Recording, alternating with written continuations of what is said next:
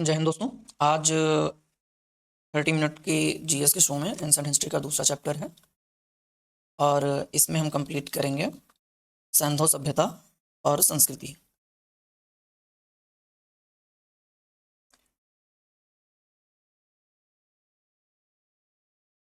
संस्कृति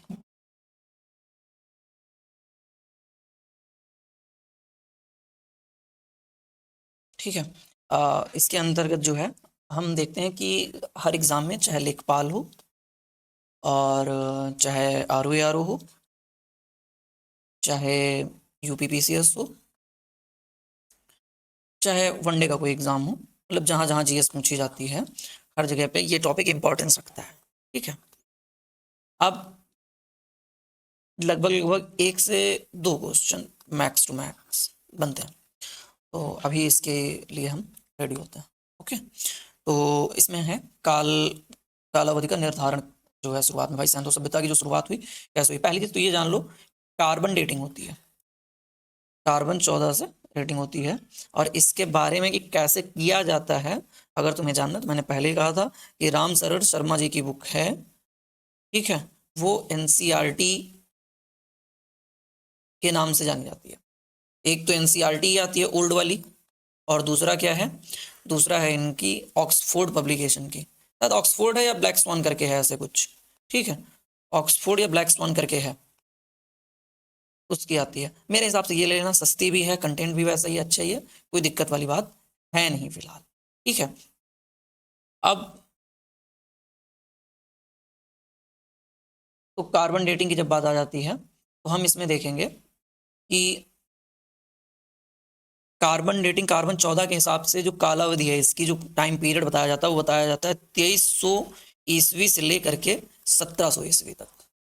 ठीक है। और यही बात सेम टू सेम किसने कही है, यही बात लगभग लगभग जो है मार्टिमर व्हीलर महोदय ने, मार्टिमर व्हीलर महोदय ने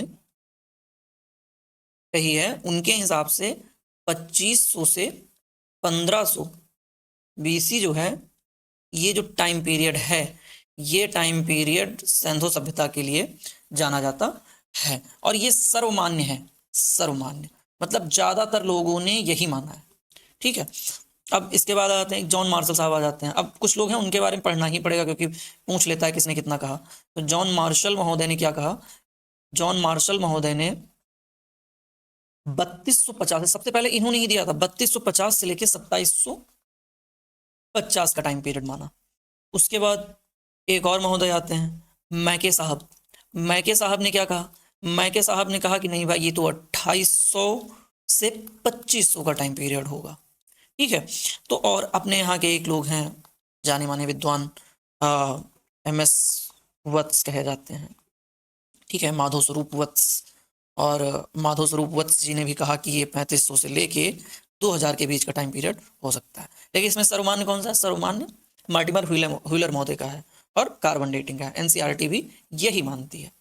अब नेक्स्ट पे आ जाते हैं कि इस सभ्यता का निर्माता कौन, इस सभ्यता का निर्माता कौन, किसने इस सभ्यता को बनाया, कौन है इस सभ्यता का जनक। ठीक है। तो सभ्यता का निर्माता कौन से मतलब है कि भाई सैंधो सभ्यता में लोग कहाँ से आए, कौन थे। तो सबने अपना अपना मत दिया, लेकिन 3 महत्वपूर्ण मोस्ट इंपॉर्टेंट लोग हैं जो एग्जाम में पूछे गए अभी तक। ज्यादातर पूछे तो कई लोग लेकिन ज्यादातर यही लोग पूछे गए, जिसमें से कौन है, डॉक्टर लक्ष्मण स्वरूप वत्स।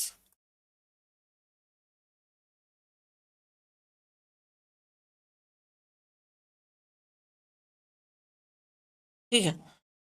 डॉक्टर लक्ष्मण स्वरूप वत्स जी ने क्या कहा, इन्होंने कहा कि ये आर्य थे, सैंधो सभ्यता के जो निर्माता थे वो सैंधो प्रदेश के लोग जो है वो आर्य थे। अच्छा, सैंधो प्रदेश का मतलब समझते हो, मतलब है सैंधो प्रदेश का जो ये पाकिस्तान वाला ये वाला क्षेत्र है और ये कुछ क्षेत्र है, यहाँ सिंधु नदी बहती है, सिंधु नदी तंत्र पूरा बहता है। तो सिंधु नदी तंत्र के आसपास रहने वाले लोगों को क्या कहा गया, सैंधो प्रदेश।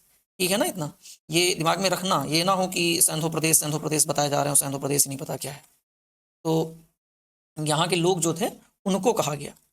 अब दूसरे महोदय आते हैं, एक तो हो गया माधव स्वरूप वत्स जी, जिन्होंने क्या कहा ये लोग आर्य थे।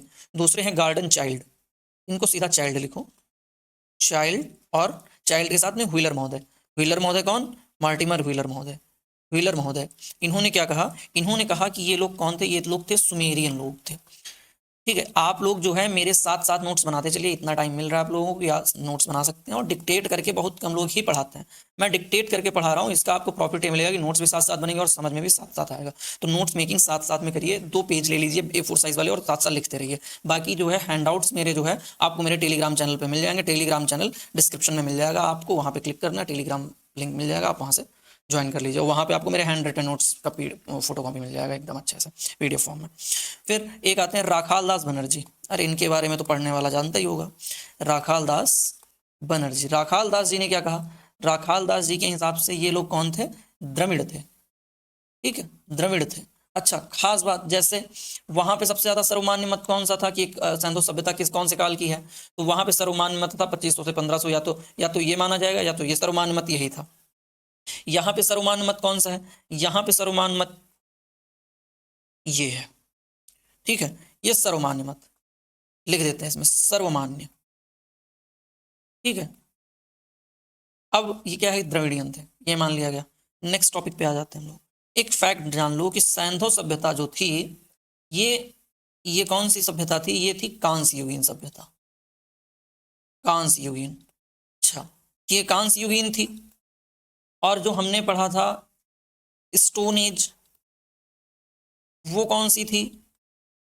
और आगे जो पढ़ी जाएगी महाजनपद काल, महाजनपद काल, जनपद काल, वो कौन सी होगी? सबके बारे में बताना है। स्टोन एज जो था, इस टाइम पे हमने कॉपर बहुत पढ़ा, कॉपर,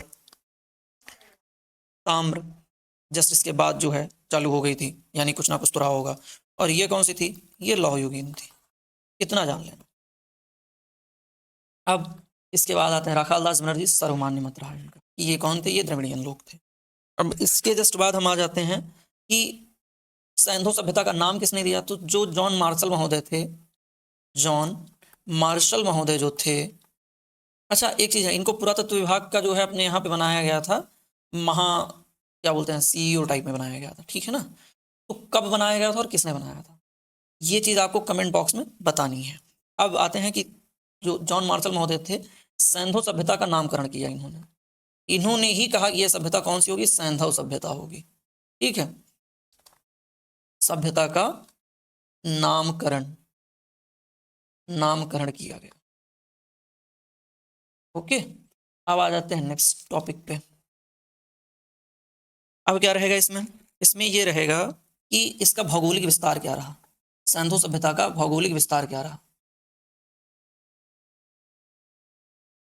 ठीक है, इसका भौगोलिक विस्तार क्या रहा, क्या रहा? तो भौगोलिक विस्तार के बारे में हम जानकारी लेंगे तो 2-4 दिशाएं ऐसे मिल जाएंगी आपको, आसानी से समझना। मुझे लगता है कई लोगों ने बताया होगा इस तरह। ये उत्तर है, दक्षिण, पूर्व, पश्चिम। ठीक है, अब इसमें क्या है कि यहां से स्टार्ट करते हैं कि उत्तर में जो है यहाँ मांडा पड़ता है। मांडा कहाँ है? मांडा है कश्मीर में। ठीक है, इसकी उत्तरी सीमा कौन बनाता है? भौगोलिक विस्तार में सैंधव सभ्यता की उत्तरी सीमा कौन बनाता है? तो वो है मांडा, कश्मीर। और पूर्वी सीमा कौन बनाता है? आलमगीरपुर। आलमगीरपुर अपने यूपी का है, मेरठ के पास में। ठीक है, उसके बाद दक्षिणी सीमा कौन बनाता है? दैमाबाद। दैमाबाद हम कल से पढ़ रहे हैं, दैमाबाद। दैमाबाद कहाँ है? दैमाबाद है महाराष्ट्र में। कहाँ है? महाराष्ट्र में। ये इसकी दक्षिणी सीमा बनाता है। और सुतकांगेडोर, कांगेडोर। ठीक है, सुतकांगेडोर क्या करता है? ये पाकिस्तान में पड़ता है और ये पश्चिमी सीमा बनाता है। ठीक है, ये इसका भौगोलिक विस्तार है। आप लोगों का काम ये है कि ये किस किस नदी के तट पे हैं, ये लिखना है आप लोगों को अपनी साइड से, और कमेंट में भी बताना है। ठीक है, अब सैंधव सभ्यता के बारे में जो हमने पहले ही कहा, सभ्यता एवं संस्कृति। संस्कृति के पक्ष क्या होते हैं? वहाँ का खान पान, रहन सहन और धर्म, ये सारी चीजें वहाँ की संस्कृति को जोड़ती हैं। और सभ्यता में क्या आता है कि वहाँ का नगर नियोजन कैसा रहा, वहाँ का समाज कैसा रहा, इसके बारे में जानकारी मिलती है। तो हम लोग पहला जो टॉपिक हमारा रहेगा वो रहेगा सैंधव सभ्यता में नगर नियोजन। अब यहां से प्रश्न 100% बनना चालू होता है। अगर परीक्षा में प्रश्न आएगा तो इन जगहों से प्रश्न आना अनिवार्य है, जो टॉपिक मैं पढ़ाऊंगा आगे के, आप पढ़िए।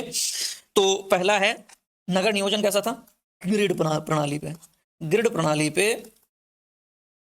ग्रिड प्रणाली पे इनका नगर नियोजन था। ग्रिड प्रणाली क्या होती है, जैसे ये एक रास्ता हो गया, एक रास्ता ये हो गया, फिर एक रास्ता ये हो गया, फिर एक रास्ता ये हो गया, एक रास्ता ये हो गया, एक रास्ता ये हो गया, एक रास्ता ये हो गया, ऐसे हो गए रास्ते। और खास बात, ग्रिड प्रणाली का मतलब होता है 90 डिग्री, ठीक है, 90 डिग्री। ग्रिड प्रणाली पे सब कुछ क्या होता है, 90 डिग्री पे होता है। तो ग्रिड प्रणाली मतलब हो गया सब कुछ एक दूसरे को समकोण पे काटती हुई। जो यहाँ की ग्रिड प्रणाली पे रोड बनी हुई थी, रोड, ROAD, रोड, रोड क्या थी, ग्रिड प्रणाली पे थी, मतलब समकोण पर एक दूसरे को काटती थी। समकोणीय विभाजन, समकोणीय अवस्थिति। अच्छा, ये तो समकोणीय अवस्थिति हो गई, लेकिन अब मेरी आदत है एक जगह पे सारा डेटा देने की। अब वो अच्छी बात को चाहे बुरी बात को, इसमें एक अपवाद आता है। अपवाद ये आता है कि भाई सब रोड तो समकोणीय थी, लेकिन कहीं एक जगह आपको ऐसी मिलेगी जहां पे समकोणीय ना होकर के स्टार शेप में मिलती हैं। स्टार शेप मतलब ऐसे मिलती हैं। इसको चाहे रेडियल कह लो, चाहे स्टार शेप कह लो। स्टार शेप, स्टार शेप में कहाँ मिलती हैं, स्टार शेप में मिलती हैं। एक साइट है बनावली, बनावली में, बनावली में पहली साइट कहाँ की है, बनावली कहाँ पे है, बनावली है हरियाणा की साइड, ठीक है, हरियाणा, HR गाड़ी, ठीक है, तो हरियाणा में है। अभी इसके बारे में बताऊंगा, इसकी खोज किसने की और किस नदी के तट पे है, ये सारी चीजें मैं बताऊंगा, उसके लिए आप परेशानी हो। इतना जान लो अभी यहाँ कि ये किस में बसा हुआ, यहाँ का जो रोड सिस्टम है वो किस पे है, वो है स्टार शेप में या रेडियल शेप में, स्टार शेप या रेडियल शेप में, ठीक है। हिंदी वाले परेशान ना हो, इसको क्या कहेंगे हम, तारा, तारा शेप में, स्टार शेप में, ठीक है। ग्रिड प्रणाली होगी नगर नियोजन की। दूसरी कौन सी प्रणाली थी यहाँ की ग्रिड प्रणाली के नाम, घरों के दरवाजे या घरों की बसावट या बस्ती, घरों की बनावट, बसावट, ठीक है। इस पे बात कर लेते हैं। घरों की बसावट क्या थी इनके, बनावट क्या थी इनके। जो यहाँ घर बने थे वो सबको पता है कि सड़कों की तरफ इनके दरवाजे नहीं खुलते थे। दरवाजे ना होकर दूसरी ओर गली में खुलते थे, ठीक है। अब इसका प्रॉफिट क्या मिलता था भाई, आखिर क्यों खुलते थे, सब बताएंगे खुलते थे, क्यों खुलते थे। पहले तो धूल गंदगी से राहत मिलती थी इन्हें, ठीक है। तो ये क्या दर्शाता है, ये दर्शाता है कि उस टाइम के लोग स्वच्छता के प्रति जागरूक थे, ठीक है, स्वच्छता हेतु, ठीक। केवल एक जगह ऐसी मिलती है, एक जगह इसमें ऐसी मिलती है, एक जगह ऐसी मिलती है जहां पे हमें ये चीज नहीं दिखाई देती है। अच्छा, वहां पे ये नहीं दिखता है तो क्या दिखता है, वहां पे हमें इसकी बनावट नहीं दिखती है तो क्या दिखती है, वहां पे क्या दिखता है कि लोथल, लोथल जो है, लोथल में ऐसा नहीं देखा गया, लोथल इसका अपवाद है। लोथल में दरवाजे सामने की तरफ ही खुलते हैं, तो लोथल क्या है, इसका अपवाद है। मैंने दो अपवाद एक साथ बता दिए, एक बनावली का बता दिया था, दूसरा लोथल का बता दिया था। तीसरे पे आ जाते हैं, जल निकासी प्रणाली। नगर नियोजन में ही बात कर रहे हैं हम, जल निकासी प्रणाली, जल निकासी, ठीक है। वाटर मैनेजमेंट, यहां पे लिख दो वाटर मैनेजमेंट सिस्टम, ठीक है। अब वाटर मैनेजमेंट सिस्टम क्या था इनका, पहली चीज तो पक्की ईंटों, पक्की ईंटों से बनी हुई थी नालियां। अच्छा, एक बात मैं बता रहा हूँ, जिस हिसाब से मैं बता रहा हूँ इसमें आपको एक एक साइट नहीं याद करनी पड़ेगी, मोहनजोदड़ो में रोड कैसी थी या कैसा था। इसमें अपवाद याद कर लो, बाकी सब जगह सेम टू सेम था मामला। पक्की ईंटों से बनी, ठीक है, पक्की ईंटों से बनी। दूसरा क्या था, ढकी हुई, नालियां क्या थी, ढकी हुई थी, ढकी हुई। तीसरा क्या था कि वाटर मैनेजमेंट के लिए इन्होंने क्या कर रखा था, इन्होंने जलाशय बना रखे थे, जलाशय, पुनर्चक्रण हेतु, पुनर्चक्रण हेतु, ठीक है। घर के आंगन में क्या होता था, घर घर में एक आंगन होता था, घरों के आंगन से लगा हुआ बाथरूम जिसकी नाली सीधे मुख्य नाले में गिरती थी। ठीक है, ये हो गई नगर नियोजन। फिर क्या आ गया कि सामान्यतः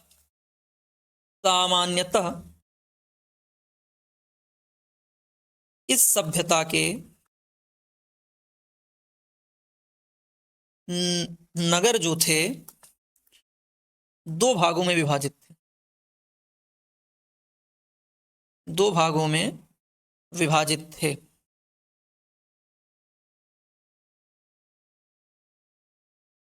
ठीक है, अब दो भागों में कौन कौन से भाग थे? दो भागों में विभाजित थे, पूर्वी टीला,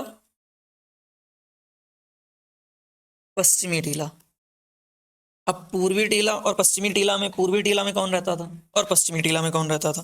तो पश्चिमी टीला में रहते थे शासक, पुरोहित या मुख्य अधिकारी, और यहां पे क्या, आम नगरवासी, आम नागरिक, आम नागरिक, सैनिक, ये लोग रहते थे। अच्छा, अपवाद क्या रहा इसका? अपवाद ये रहा कि मैं हर जगह अपवाद बताता चलूंगा, आपको परेशान नहीं होना। धौलावीरा एक साइट है, धौलावीरा। धौलावीरा पड़ता कहाँ है? धौलावीरा पड़ता है गुजरात। ठीक है, धौलावीरा, यहां से नगर जो है वो दो में ना मिलके 3 भागों में बटा हुआ था, 3 भागों में। अरे यार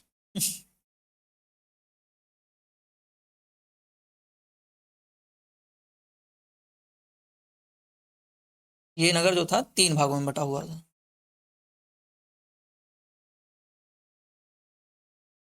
3 भागों में। और वो 3 भाग कौन कौन से थे? दुर्ग, जिसमें शासक रहता था, मध्यनगर, जिसमें अधिकारी रहते थे, और निचला नगर, जिसमें आम नागरिक रहते थे। इसमें अधिकारी, व्यापारी, ये सब रहते थे। ठीक है, इसमें अधिकारी, व्यापारी, ये सब रहते थे। उसके बाद हम अगले टॉपिक पे आ जाते हैं, सामाजिक संरचना। तो इस काल की सामाजिक संरचना क्या थी? सामाजिक संरचना,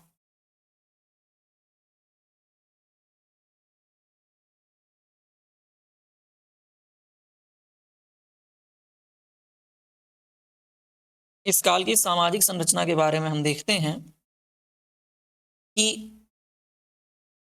जनसंख्या मिश्रित प्रजाति की थी। इस समाज में जो जनसंख्या थी वो मिश्रित जनसंख्या थी, प्रजातियों में मिश्रित प्रजातियों निवास करती थी। अब मिश्रित प्रजातियां कौन कौन सी हैं?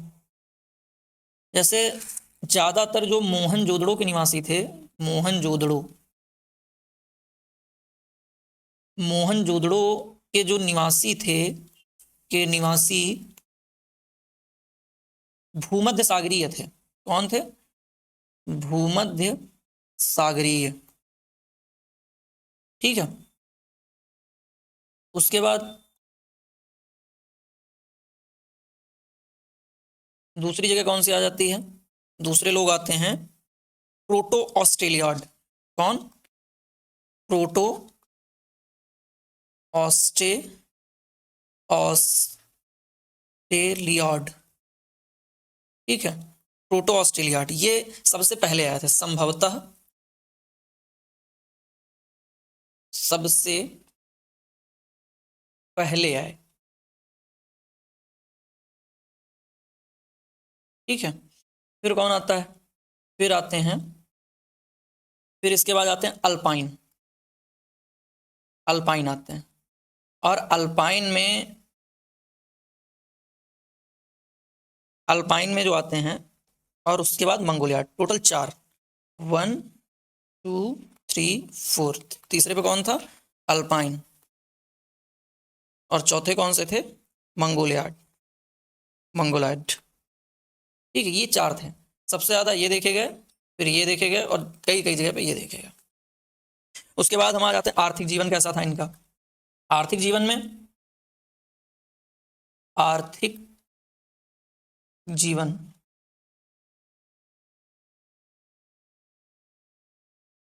आर्थिक जीवन में कौन आते हैं इनके, कैसे कैसे आर्थिक जीवन इनका चलता था। तो पहली चीज तो व्यापार, व्यापार वाणिज्य, ठीक है। व्यापार वाणिज्य में इनका क्या था कि इनकी मोहरें मेसोपोटामिया में मिलती हैं, पहली चीज तो, और मेसोपोटामिया की मोहरें जो इनके यहाँ मिलती हैं। दूसरी चीज क्या है कि मेसोपोटामिया क्या है, मेसोपोटामिया, मेसोपोटामिया इराक है, वही जहाँ पे हमले चल रहे हैं। जब आप होली खेल रहे थे तो वहां पे मिसाइल गिराई जा रही थी। तो मेसोपोटामिया के जो अभिलेख हैं, यहाँ के अभिलेखों में मेलुहा शब्द का उल्लेख मिलता है, मेलुहा। और मेलुहा कहाँ का है, मेलुहा कहाँ के बारे में जानकारी थी। मेलुहा मतलब होता है सिंधु, ये सिंधु सभ्यता के लोग थे, ये सिंधु सभ्यता से संबंधित है मेलुहा शब्द। दूसरी बात क्या है, कैसे व्यापार वाणिज्य होता था, जिसके इसका प्रूफ कैसे मिलता है, यहाँ की मोहरें, यहाँ पे मोहरें मिली। और मोहरें ये बताती हैं किसी भी टाइम पीरियड में सिक्के नोट मोहरें ये क्या बताते हैं, अगर मुद्रा का प्रचलन है यानी कि व्यापार होता था। और ये मोहरें जो बनी होती थी तो सेल खड़ी की बनी होती थी, सेल खड़ी की बनी होती थी। और इन पे जो है एक सींग वाले बैल का चित्र मिलता था, एक सींग वाले बैल का चित्र अंकित था इन पे, ठीक है। नेक्स्ट आते हैं, नेक्स्ट में क्या है, आर्थिक जीवन हो गया। अब एक यहाँ पे डालो नोट, ठीक, एक यहाँ पे लिखो नोट। और नोट में हम क्या देखेंगे, नोट में हम देखेंगे कि पहली चीज घरों की बनावट मैंने बता दी थी आप लोगों को कि यहाँ पे आंगन बीच में होता था, लगभग हर घर में निजी कुआं होता था, हर घर में एक निजी कुआं होता। और कभी कभी घर जो है 2 मंजिला भी होते थे, ऐसा नहीं कि सिर्फ 1 मंजिला ही घर होते थे। स्टेटमेंट में क्वेश्चन आएगा बहुत ज्यादा आएगा तो, कि निजी कुआं, निजी कुआं लगभग प्रत्येक घर में। उसके बाद दूसरा क्या होता था, लगभग 1 मंजिला नहीं तो 2 मंजिला घर, 2 मंजिला घर भी होते थे। इसमें से ये वाला लगभग वर्ड हटा दो, लगभग नहीं होते थे, ऐसा देखा गया है। हर जगह जरूरी नहीं है कि लगभग ही हो, कहीं कहीं पे ही पाए जाते थे। उसके अलावा क्या है कि जल प्रबंधन जो होता था, धौलावीरा में जलाशय मिले, जल प्रबंधन जो था इसमें धौलावीरा, धौलावीरा में जलाशय मिले हमें। और जलाशय मतलब विशाल जलाशय, जैसे विशाल अन्नागार विशाल भंडारण के लिए थे, तरह जलाशय, जलाशय के नाम पे अगर किसी को जाना जाएगा तो वो धौलावीरा को जाना जाएगा। ये बात याद रखना, सबको पता है विशाल अन्नागार मोहनजोदड़ो, लेकिन विशाल जलाशय, बस काम खत्म हो गया। लोथल, लोथल एक साइट है गुजरात की, और ये डॉकयार्ड था उस टाइम का, गोदीबाड़ा था। तो यहाँ से क्या मिलता है, यहाँ से मिलता है पक्की ईंटों का गोदीबाड़ा, पक्की ईंटों का बंदरगाह, जो क्या बताता है उस टाइम की टेक्नोलॉजी, उस टाइम की क्या बोलते हैं कि जो आधुनिकता के बारे में बताता है, कितना आधुनिक था। और चौहूदड़ों से दुर्ग की प्राप्ति नहीं हुई, मतलब दुर्ग जो हमने बताया ना कि 2 साइड 3 साइड सारी बनी हुई, मतलब दो द्विस्तर त्रिस्तर विभाजन था। यहाँ पे चौहूदड़ों जो है, चौहूदड़ों से किसी भी तरह से दुर्ग की प्राप्ति नहीं हुई, दुर्ग मतलब किले की प्राप्ति नहीं हुई। अच्छा, इस टाइम के जो किले होते थे ना, क्या बोलते हैं, किले जो होते थे इस टाइम के,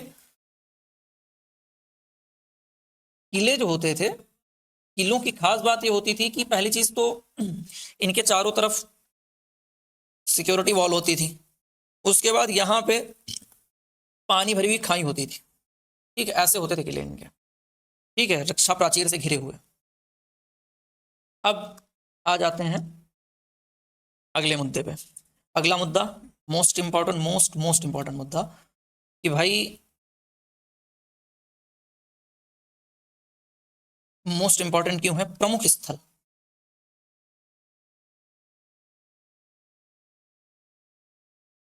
प्रमुख स्थल कौन कौन से हैं, पहला प्रमुख स्थल है लोथल। लोथल कहाँ है, गुजरात। कौन सी नदी है, भोगवा नदी, भोगवा नदी। ठीक है, अब इंपॉर्टेंट क्यों रखता है, क्यों इंपॉर्टेंट है ये, क्योंकि अरे यार ये क्या बन गया ये क्या बन गया, ठीक है छोड़ो, अंडरलाइन कर देते हैं। हाँ, तो यहाँ से क्या, इसको लघु हड़प्पा भी कहा जाता है, लघु हड़प्पा, लघु मोहनजोदड़ो, ऐसे नाम से इसको संबोधित किया जाता है। ठीक है, इसको क्या बोल सकते हैं, लघु हड़प्पा।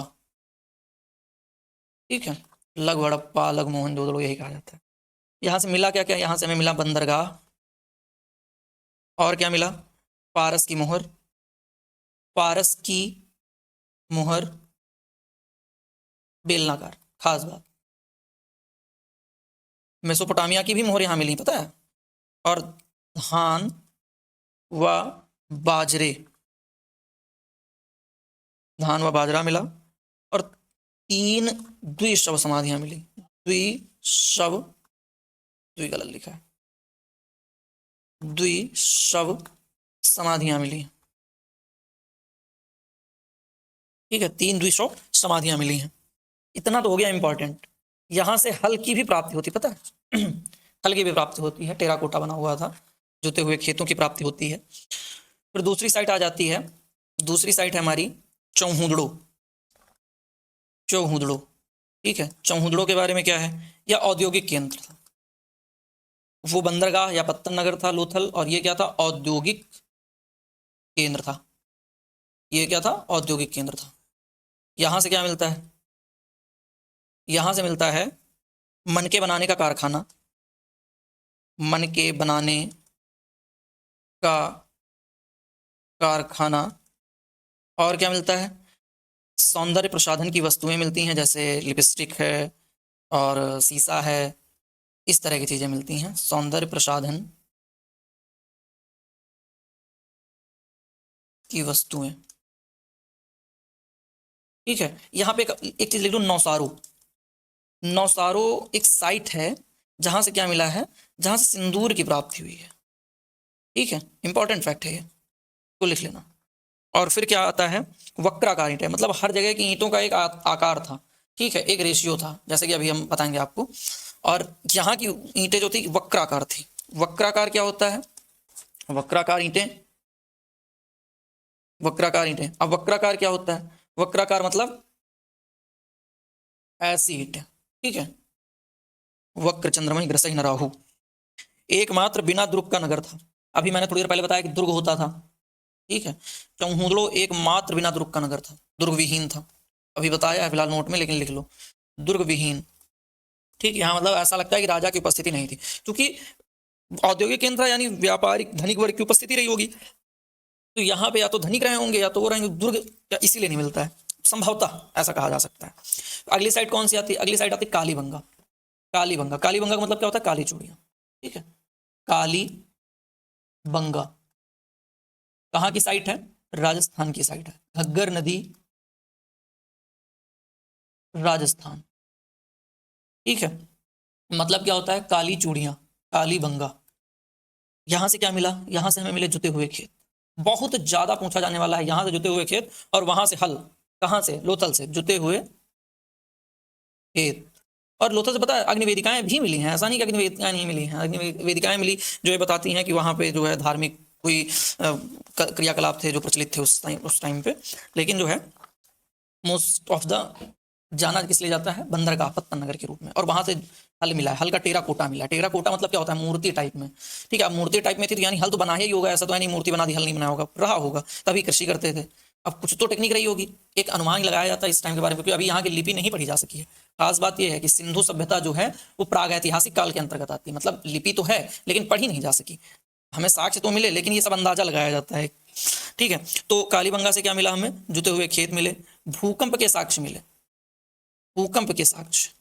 अब भूकंप के साक्ष्य, अब देखो ज्यादातर लोग कह देते हैं अरे भाई तुम्हें क्या पीएचडी करना है, पीएचडी नहीं करना है, लेकिन कम से कम समझ में तो आना चाहिए। अब यहाँ भूकंप के साक्ष्य आ गए, स्टूडेंट कहता है कि भाई भूकंप के साक्ष्य मतलब क्या है, भूकंप मतलब कुछ चीजें ऐसी होंगी जो अपने मन से एकदम टूटी उटी रही होंगी। जैसे भूकंप आता है तो जो आजकल के टाइम पे डैमेज होता है, उसी तरह तब भी डैमेज रहा होगा, बिना किसी उसके बिल्डिंग्स टूट गई, टूटी हुई रही होंगी, ग्लास टूटे रहे होंगे, तो इस तरह दबी हुई चीज़ें मिली होंगी, मतलब जैसे लोग पड़े हुए हैं या कोई अस्थिपंजर मिला उसके ऊपर ढेर सारी सामान दबी हुई मिली, तो यानी कि दबा कैसे होगा, यानी भूकंप आया होगा तभी सब कुछ गिरा होगा। तो इस तरह साक्ष्य में अग्निकुंड मिलते हैं, यहाँ से अग्निकुंड मिलते हैं, जिन्हें अग्निवेदिका भी कहा जा सकता है। वो भी कैसे, एक लाइन से बने हुए, ये एक लाइन में अग्निकुंड बने हुए ऐसे एक पंक्ति में, ठीक है। और चौथी चीज क्या मिलती है यहाँ से, कच्ची ईंटों के भवन। पूरे उसमें हमने पढ़ा कि किसके भवन है, पक्की ईंटों का प्रचलन था, लेकिन यहाँ पे कच्ची ईंटों का, ठीक है। सामान्यतः पक्की ईंटें थी, लेकिन कहीं कहीं कच्ची ईंटों का भी प्रयोग किया जाता था। कच्ची ईंटों के भवन, कुछ और सोचने लग गया था, कच्ची ईंटों के भवन। उसके बाद अगली साइड क्या आती है, धौलावीरा, ठीक है। क्या साइड आती है, धौलावीरा, धौलावीरा। और धौलावीरा कहाँ की साइट है, धौलावीरा साइट है गुजरात की। गुजरात की दो साइट्स हो गई, एक साइड कौन थी, एक साइड थी, एक साइड कौन सी थी, एक साइड हमने पढ़ी थी ये कहाँ की, पहले फिलहाल पहले ये लिखो गुजरात, ठीक है। और एक साइड हमने पढ़ी थी, और गुजरात में भी कहाँ, कच्छ क्षेत्र में। एक साइड हमने पढ़ी थी लोथल, लोथल भी गुजरात की ही साइट है। अब यहाँ से क्या है कि धौलावीरा से क्या मिले, तीन भागों में बटा नगर, तीन भागों में बटा नगर। अगली चीज क्या मिली यहां से, विशाल जलाशय। ये समझ लो समराइज हो रहा है, क्योंकि अभी मैंने काफी चीजें पहले ही बता दी, अब समराइज हो रहा है। यहां से क्या मिला, साइन बोर्ड मिला। एक साइन बोर्ड जानते हो ना, मतलब जैसे किसी के गांव में या शहर में कहीं प्रवेश करते हैं तो बाहर साइन बोर्ड लगे होते हैं कि फलाना शहर, फलाना गांव, फलाना घर, फलाने का घर। तो उसी तरह यहाँ मिला एक साइन बोर्ड जिसपे क्या थे, हड़प्पा लिपि के 10 बड़े अक्षर, बड़े बड़े अक्षर लिखे हुए हैं उस पे, अक्षरों वाला, अक्षरों वाला शिलालेख, शिलालेख मिला है। ओके, फिर क्या है, पांचवी साइट कौन सी है, हड़प्पा। पांचवी साइट कौन सी है, हड़प्पा। पांचवी साइट है हड़प्पा।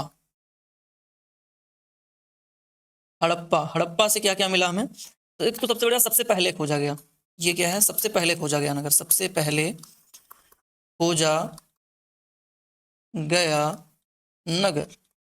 अच्छा, सैंधो सभ्यता नगरीय थी, ये बात याद रखना, और आर्यन सभ्यता ग्रामीण थी, तो नगर इसीलिए बार बार कहा जाता है, ठीक है। और दूसरी चीज इसमें क्या थी, किसे, ये कहाँ है, ये रावी नदी के राइट साइड में, ठीक है, मतलब दाहिने तट पे। अब दाहिने तट पे जानते हो ये क्यों मैंने बोला, एक बार एग्जाम में स्टेटमेंट बना के पूछ लिया है दाहिने तट पे कि बाएं तट पे है, तो कमीशन है, कुछ भी पूछ सकता है।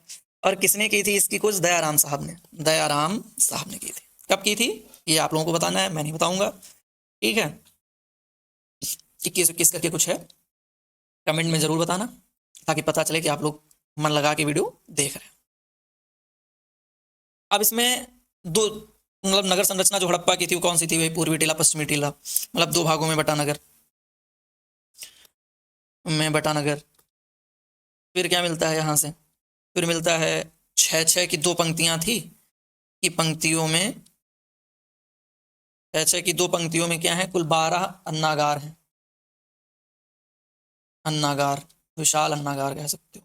यहाँ से एक समाधि मिली है, कौन सी मिली है, एक समाधि मिली है, समाधि मिली कौन सी, R37, जो कि एक विशाल कब्रिस्तान में है, विशाल कब्रिस्तान। तो दो चीजें मिली, कौन कौन सी, दो चीजें मिली, कौन कौन सी, एक तो विशाल कब्रिस्तान अन्नागा, और एक विशाल जलाशय। विशाल जलाशय कहाँ से था, धौलावीरा से। अब यहाँ से एक चीज और मिली इंपॉर्टेंट, तांबे की घोड़ा गाड़ी या तांबे का इक्का, ये भी पूछा जाता है। मतलब मैं जितने क्वेश्चन करा रहा हूँ ये सब पूछे जा चुके हैं या पूछे जाएंगे, ये ज्यादातर पूछे गए, ठीक है। एक मछुआरे का चित्र मिला है, मछुआरे का चित्र। देखो कई चीजें ऐसी हैं जो यहाँ पे मैंने लिखी नहीं है, ठीक है, टाइम लिमिटेड है, फिर भी देखो एक्स्ट्रा टाइम हो जाता है। मैं जो अपने नोट्स दे रहा हूँ, हैंडआउट्स जो मैं दे रहा हूँ, जो मेरे टेलीग्राम चैनल पे उपलब्ध हैं, उनमें आपको मिलेंगी वो चीज़ें। तो आप जो है टेलीग्राम चैनल को ज्वाइन कर लो और उसको फॉलो करते रहो, उसमें डेली क्लास की लिंक भी आ जाया करेगी, आपको नोट्स मिल जाएंगे वहाँ पे। मैं डेली शॉर्ट नोट्स ऐसे भी देता हूँ पढ़ने के लिए, पॉलिटी वगैरह के अपलोड हो रखे हैं, ठीक है।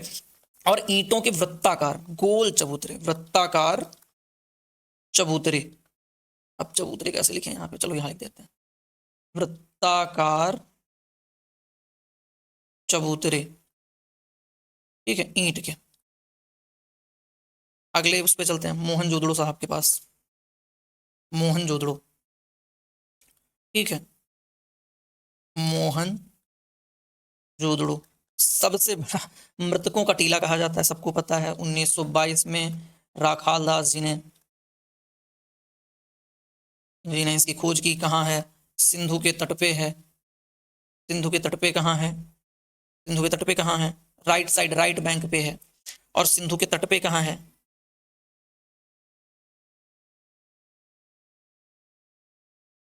सिंधु के तट पे कहाँ है? मोहनजोदड़ो कहाँ पड़ता है? इसके बारे में कमेंट में बताइए आप। चलिए आगे बढ़ते हैं। कुछ चीज़ें तो आपको खुद से ढूंढनी ही पड़ेंगी, वो ढूंढेंगे लिखेंगे तभी तो अच्छा लगेगा, तभी तो इंगेजमेंट बढ़ेगी। कैसे आखिर? यहाँ से क्या मिला? विशाल स्नानागार मिला। अब अन्नागार हो गया, कब्रिस्तान हो गया, विशाल जलाशय हो गया, विशाल स्नानागार। हो सकता है धार्मिक रिचुअल कोई रहा हो, उसके लिए ये विशाल स्नानागार बनाया गया हो, जैसे आजकल नदी। और खास बात इस पे क्या था? बिटुमिन, बिटुमन का लेप मिला, ताकि क्या हो? लीक ना हो, टेम्परेचर मेंटेन रहे, खराब ना हो, कीटाणुओं से सुरक्षा हो। ठीक है, यहाँ से एक चीज और मिली, विशाल अन्नागार भी मिला, विशाल अन्नागार भी मिला। अब क्या मामला रहेगा? अगर ऑप्शन में हड़प्पा और ये मोहनजोदड़ो, तो आप मोहनजोदड़ो लगाएंगे विशाल अन्नागार के मामले में। सबसे ज्यादा अन्नागार कहाँ मिले? तो वो हड़प्पा से लगा देंगे आप। ठीक है, और क्या मिला? कांस्य की नर्तकी, कांस्य की नर्तकी। अब देखो, हमने एंशिएंट हिस्ट्री में जो है स्टोन एज में क्या पढ़ा? अस्थि से निर्मित नर्तकी। फिर में हमने क्या पढ़ा? यहाँ कांस्य से है निर्मित। और हमने क्या पढ़ा? तांबे की नर्तकी की मूर्ति। ये तीनों है, इनको एक जगह लिख लो, कौन सी नर्तकी की मूर्ति कब मिली और कहाँ से मिली। ठीक है, और ये किससे बनी थी? लॉस्ट वैक्स मेथड से बनी हुई। मतलब वैक्स यानी मोम से एक नॉर्मल ढांचा बना लिया गया, उससे एक डाई बना ली गई, और उसमें जो है जब लोहे कांस्य का जो पिघला हुआ धातु हम डालते हैं तो ये मोम पिघल जाता है और मूर्ति बन जाती है। ठीक है, इससे क्या पता चलता है कि धातु कर्म का ज्ञान था। पशुपत शिव की मोहर मिली, पशुपत शिव की मोहर मिली, पशुपत शिव की मोहर मिली। और इस मोहर पर टोटल कितने जानवर बने थे? 4 जानवर। कौन कौन से? 4 जानवर बने थे, 4 जानवर बने थे। कौन कौन से? हाथी, गैंडा, बाघ और भैंसा। इसके अलावा एक और चीज यहां से मिलती है, सूती कपड़ा। मोस्ट इंपॉर्टेंट पॉइंट है, अच्छे अच्छे लोग भुला देते हैं इसको, ध्यान नहीं देते। सूती कपड़े, यहाँ पे रेशे मिले होंगे, तो कहा गया कि इस टाइम पे सूती कपड़े का प्रयोग किया जाता था। फिर आगे बढ़ते हैं। बनावली, एक साइड इनकी कौन सी है? बनावली। ठीक है, बनावली। बनावली कहाँ है? आर एस बिस्ट महोदय ने इसकी खोज की थी, आर एस बिस्ट। ठीक है, और उसके अलावा क्या था इसका मामला? सरस्वती के तट पे है, सरस्वती नदी के तट पे है, तट पे है। और क्या मामला इसका रहा? ये कहाँ है? हरियाणा में है। ठीक है, हरियाणा में है। फिर मिला क्या क्या? सड़कों की प्रणाली ग्रिड ना होकर के स्टार शेप में थी, ये तो बता ही दिया मैंने। मिट्टी का हल मिला यहाँ से। अब लो, मिट्टी का हल यहाँ से मिल गया, मिट्टी का हल यहाँ से मिल गया।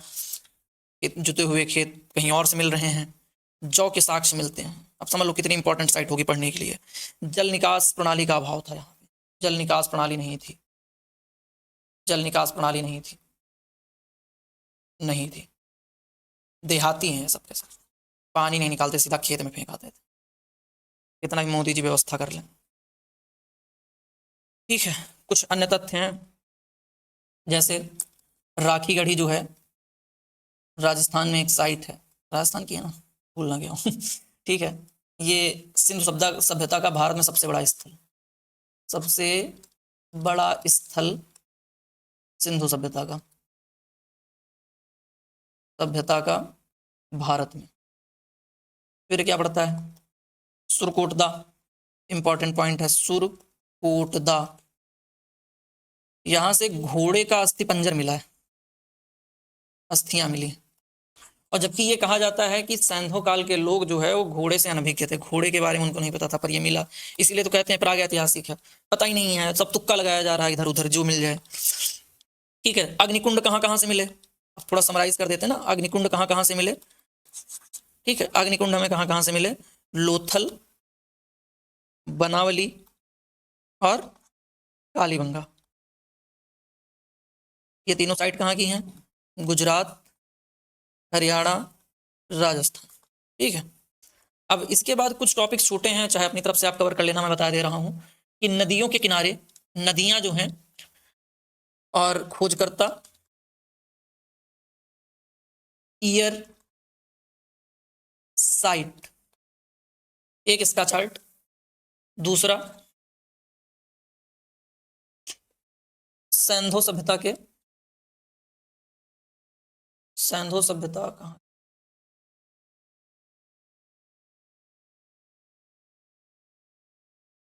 सैंधव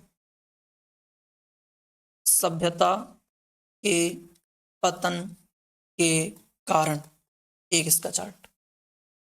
तीसरा पूरे एंशियंट हिस्ट्री का,